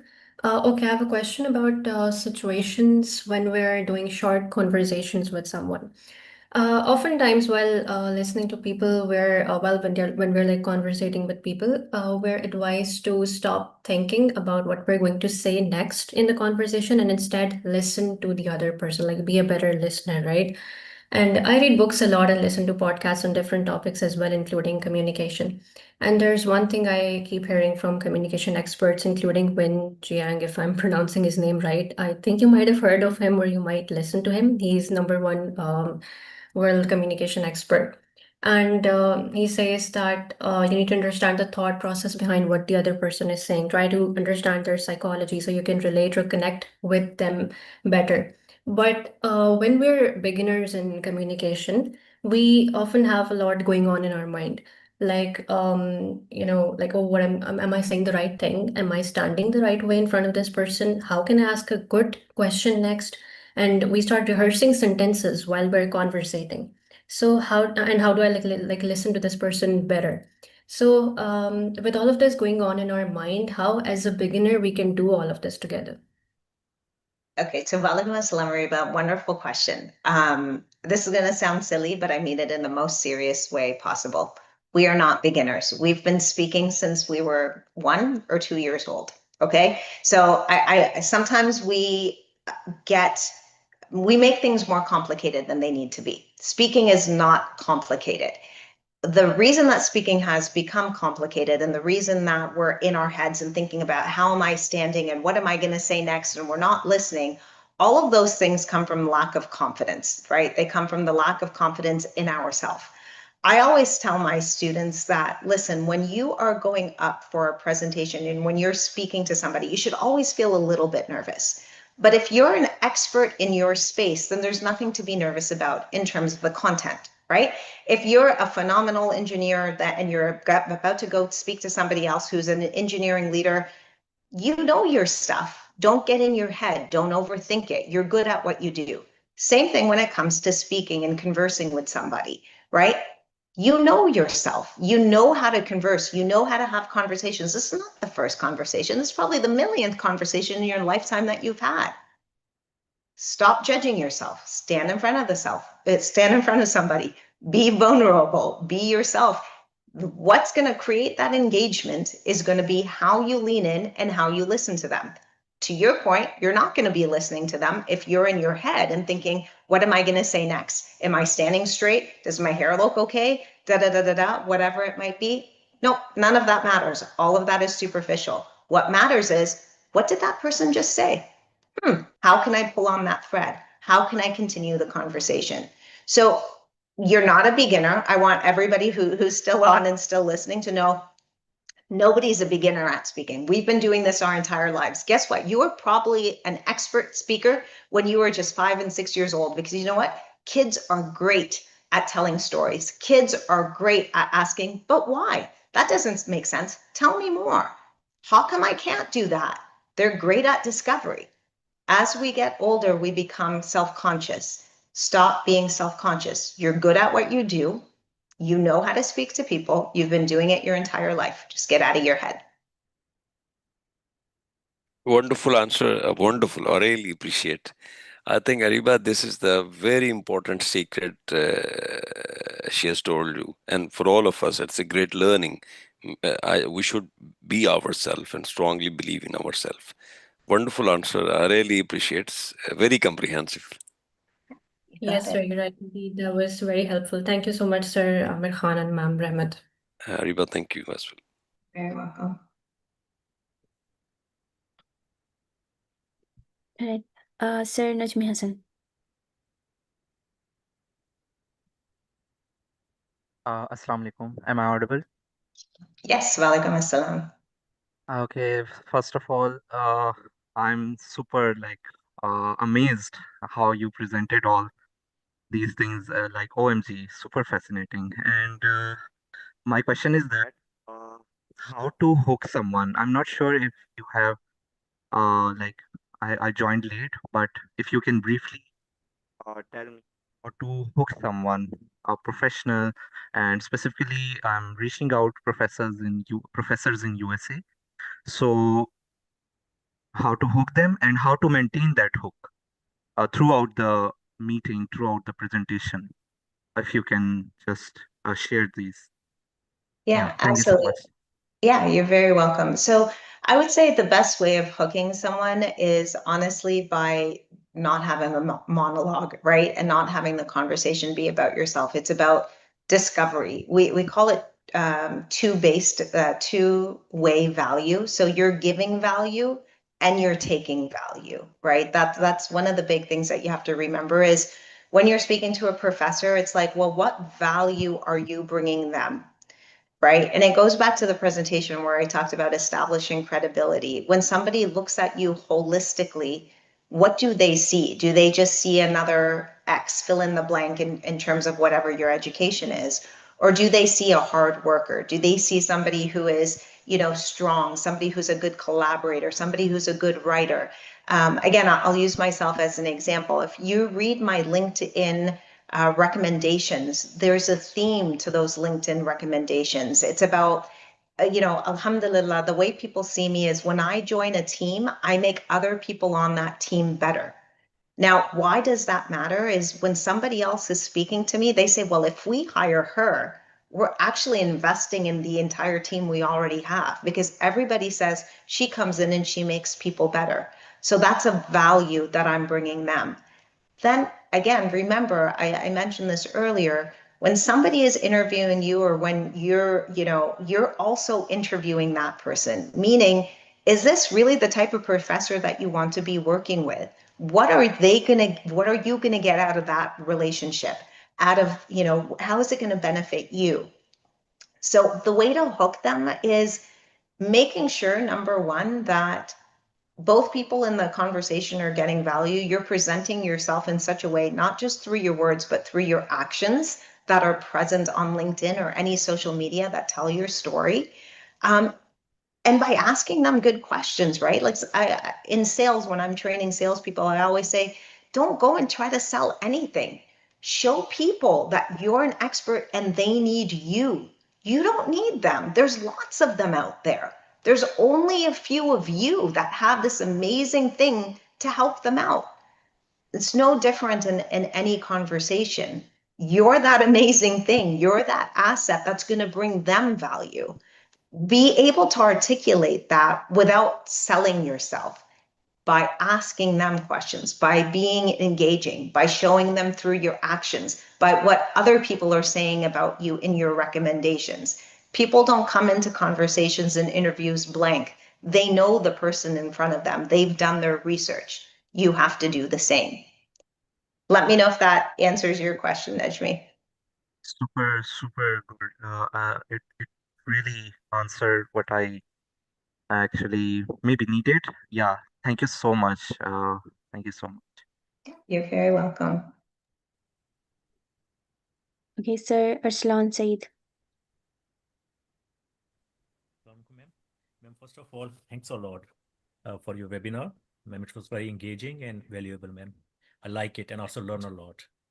Ma'am, I'm a software engineer. Ma'am, I often work with like highly technical concepts like in my work. So my challenge is how to create a narrative like for meaningful connection for generally sort of semi-technical or sometimes non-technical audience. So is there any framework that you recommend which help me like effectively apply my stories? Sometimes I struggle in that. Thanks, ma'am. Yeah, no, that's a great question. So from a technical perspective, and Arslan, just so you know, my background, even though I have my degree in marketing and finance, Allah Ta'ala has given me the ability to build demos and understand technical capabilities as well. And it's, I honestly am very grateful and don't really know where that came from. The reason I mention it is a lot of things that technical people lack is connecting the technical back to the business value that they're solving for.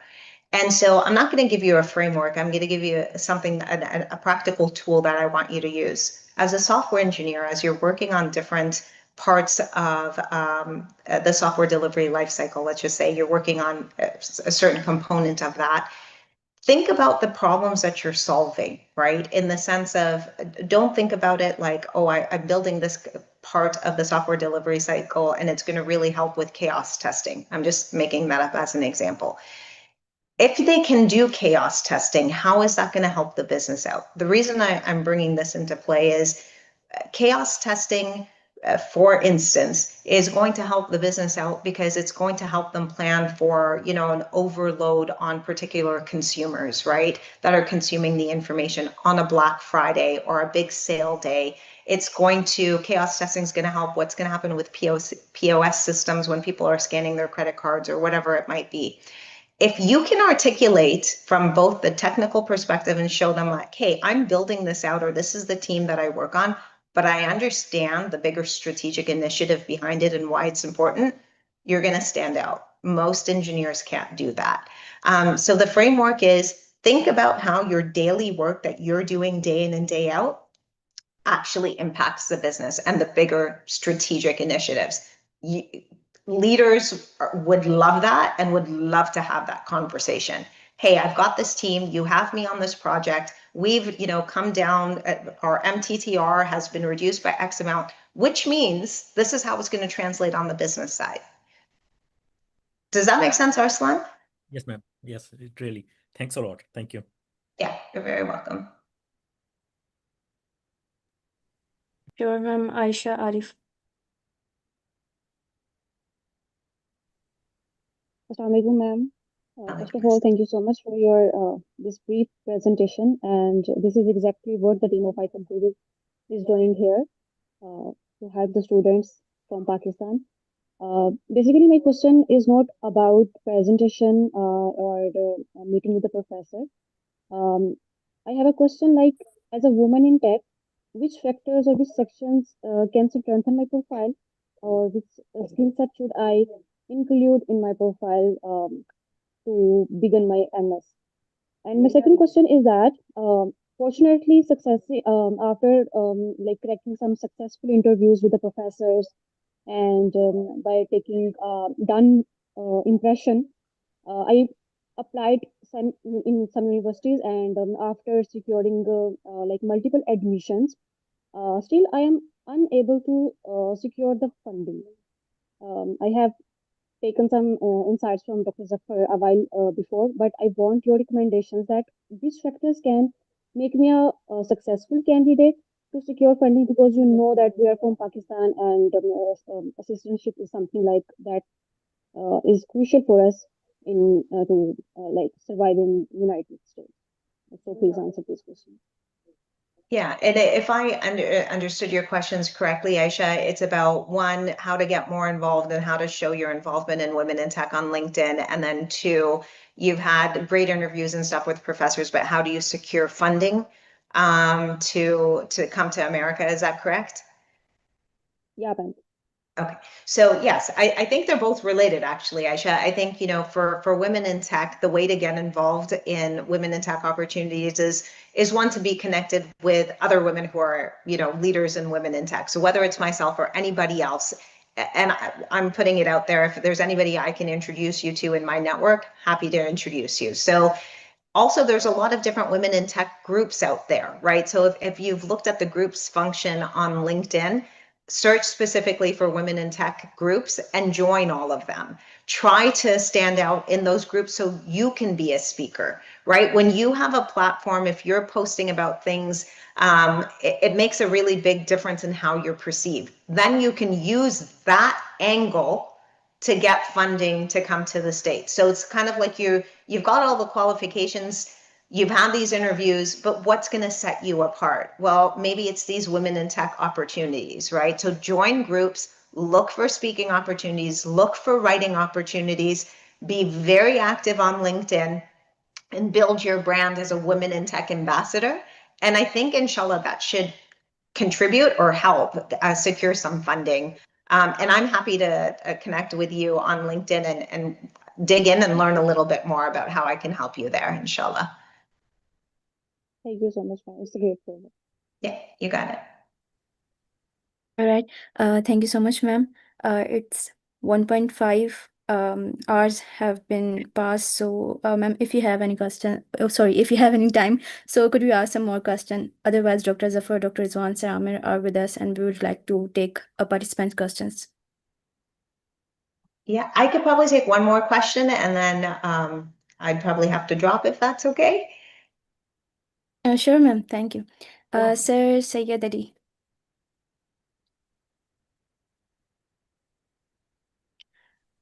Assalamu alaikum, ma'am.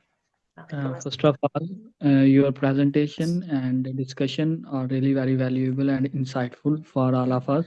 I have a simple question. When I first time communicate with someone, or usually particularly during the interview time, I feel overexcited or hesitate, and I could not explain accurately what I actually want to say. And usually this thing happen during at the beginning. So how I can control my emotion and speak more clearly? Yeah, it's a great question. And you know, I'm happy that you said it happens very early, Syed, because it's within the first minute of when somebody speaks to you that they're gonna give you a chance and continue to listen, or they've already disengaged. So that's just for everybody to know on this call. The best way to do it, honestly, you know this. So alhamdulillah, you've solved half the mystery is you know where you could use improvement. You know that it's right at the beginning of a conversation. Practice makes perfect, my friend. All I can tell you is you've been through enough interviews. I'm guessing that you know the types of questions that are going to be asked, the first and second question. You got to compose yourself. You could even have some sort of a reminder, something on your wrist, something on a finger, you know, a ring that you hold that, you know, people can see. That is a reminder of like, stay calm, have a cup of water. That's going to make you take a drink of water before you answer the question. But those are different techniques. Like definitely practice answering questions, have some sort of trigger, whether it's like, you know, holding a ring, holding a hand, doing something, having a cup of water that makes you re-engage, like, wait, take a breath. You're doing it again, right? You need some sort of trigger that's going to remind you, but also practice, do mock interviews with people, even just the first two questions with somebody in your home.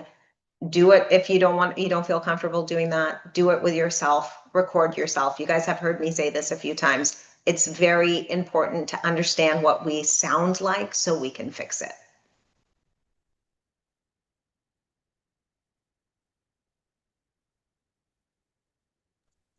Jazakallah, ma'am. Thank you. Like, So thank you so much, ma'am, for your time for this engaging session. We learned a lot from this webinar, and definitely it's an informative session. One of the one of the wonderful webinar on iCode Group platform. Jazakallah, super appreciate it. Thank you all for being so engaged and for your wonderful questions. And feel free to use me as a resource moving forward. Thank you to the entire iCode Guru team for the opportunity. I really appreciate it. Gigi, thank you very much, Thank ma'am. you. It was great listening to you. Thank you. Thanks a lot for your time. Thank you. Thank you. Thanks, mom. Thank Thanks, you. ma'am. Allah Hafiz. Allah Hafiz. Assalamu alaikum.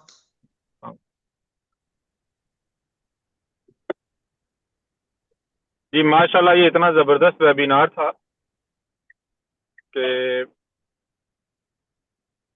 There was something for everybody to listen. जिस तरह आमिर खान साहब बहुत अच्छा बोलते हैं, तो इसी तरह मैम रहमत भी बहुत अच्छा बोलती हैं।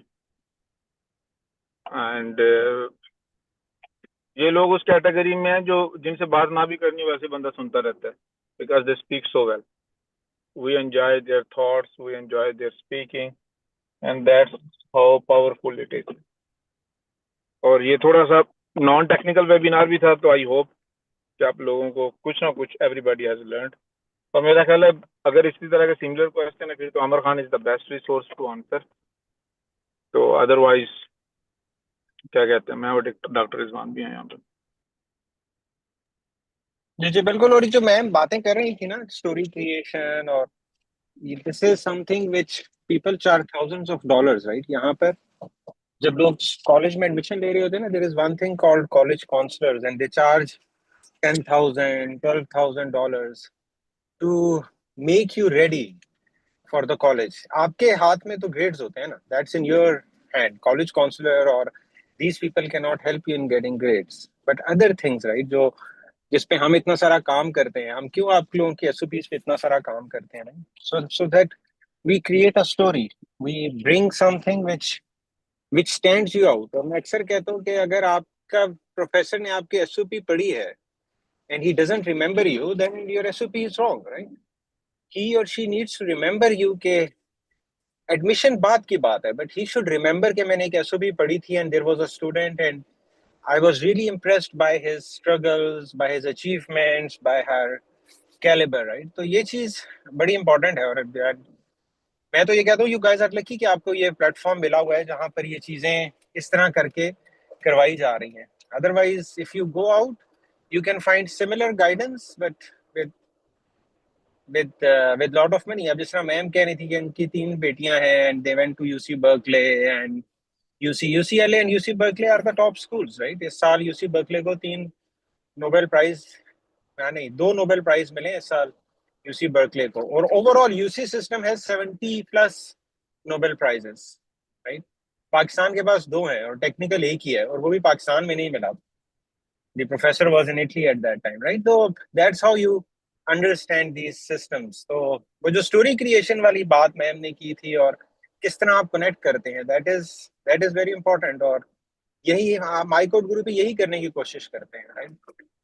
कि किस तरह ना सिर्फ आपका प्रोफाइल बेहतर हो, how you present it to the professor. अब आप ईमेल्स पे हम क्यों इतना काम करते हैं कि आपकी ईमेल्स पे क्या होना चाहिए, आपकी एसओपी पे क्या होना चाहिए, because only profile is not enough, right? Of course, profile is very important, but only profile is not enough. Then you have to go extra, right? And अब US के education system में this has become so important, right? And people are, अब देखिए ना, आप लोग तो माशाल्लाह अभी अंडरग्रेड हैं, हम तो यहाँ पे चूंकि हमारे बच्चे भी स्कूलों में जाते हैं, हम स्कूल्स में देख रहे हैं ये सिस्टम. अब देखिए ना, this is a story that was created कि मेरे फादर को या मेरे ग्रैंडफादर को पार्किंसन थी. I was so impressed that at the age of 15 years, I started a non-profit organization to support Parkinson disease. Some stories are not real, they are created, right? But that's how the system is. People are trying to take advantage of that system. They create stories which actually did not exist. अब मैं यहाँ पर ये देखता हूँ, लोग ये लिखते हैं कि मैं पाकिस्तान गया और वहां पे मैं 12 साल की उम्र में पाकिस्तान गया, मैं अपने गांव में गया, वहां पे पानी नहीं था. So I was so impressed that at the age of 14, I started a non-profit organization जिसने पाकिस्तान में ट्यूबवेल लगाने शुरू कर दिए, right? This is how, and then I got interested, और ट्यूबवेल की मैंने टेक्नोलॉजी पढ़ी, मुझे मैकेनिकल इंजीनियरिंग पसंद आ गई, और अब मैं मैकेनिकल इंजीनियरिंग में मास्टर्स करना चाह रहा हूँ या बैचलर्स करना चाह रहा हूँ. So people come up with these stories. Some are real and some are fabricated, right? But that's how the system is. इस सिस्टम में अब ये इन स्टोरीज की इतनी इंपॉर्टेंस हो गई है कि people try to come up and create stories. और आप लोगों की तो स्टोरीज रियल है यार. मतलब पाकिस्तान में जिस तरह आप लोग स्ट्रगल करके यहाँ तक पहुंचे हैं, it's a real challenging story कि किस तरह आप लोगों ने अपने फाइनेंशियल बैकग्राउंड, अपने डोमेस्टिक इश्यूज, यूनिवर्सिटी इश्यूज को ओवरकम किया है, and you reached at that place. So you really have real stories to tell. It's just how you create that story. हमें ना, जब मैं आप अक्सर स्टूडेंट्स के एसओपीज रिव्यू कर रहा हूँ, हमें समझ नहीं आती कि हमने स्ट्रगल की थी. मैं जब बैचलर्स कर रहा था तो हमारे साथ 4 लड़कियां थी और हम क्लास में 48 लड़के थे. उन 4 लड़कियों की स्ट्रगल थी कि उन्होंने हमारे साथ बैचलर्स किया. वाई? क्योंकि हम तो जब चाहे लाइब्रेरी में बैठ सकते थे, वो बेचारी लाइब्रेरी में नहीं अकेले बैठ सकती थी. वो होंगी तो साथ एक और लड़की होगी, अकेली वो होंगी नहीं. उन्होंने प्रोफेसर के पास जाना है तो 2 लड़कियां जाएंगी, एक अकेली लड़की जाएगी नहीं. आफ्टर कॉलेज वो रुक नहीं सकती. ठीक है, वो किसी पाकिस्तान में, अब तो शायद कल्चर चेंज हो गया, उस वक्त एक लड़की एक लड़के से अकेले कोई क्वेश्चन भी नहीं कर सकती थी. तो लड़कियों के लिए वो स्ट्रगल थी, बट दे डिडंट रियलाइज कि ये स्ट्रगल है जो इस सोसाइटी में, इस एजुकेशन सिस्टम में वो कर रही हैं. They are at a disadvantage relative to those 48 boys जो जब चाहे जिस प्रोफेसर के चाहे अकेले वॉक इन करके क्वेश्चन कर सकते हैं. They don't have to see the time, they don't have to see there has to be somebody with them. तो ये वो स्ट्रगल्स हैं जो हम अपनी जिंदगी में देखते हैं, but we don't see them, क्योंकि हर कोई ऐसा कर रहा होता है, we think it's normal. So that is very important, right? और इस प्लेटफॉर्म पे हम यही करते हैं. Once I review SOPs, I try to see कि किस तरह आपकी एसओपी को उस तरह बनाया जाए कि once somebody reads your SOP, he should remember or she should remember कि मैंने एक स्टूडेंट की एसओपी पढ़ी थी. इस स्टूडेंट ने जिंदगी में कितनी स्ट्रगल की है और इस स्ट्रगल के बाद ये यहाँ तक पहुंचा है.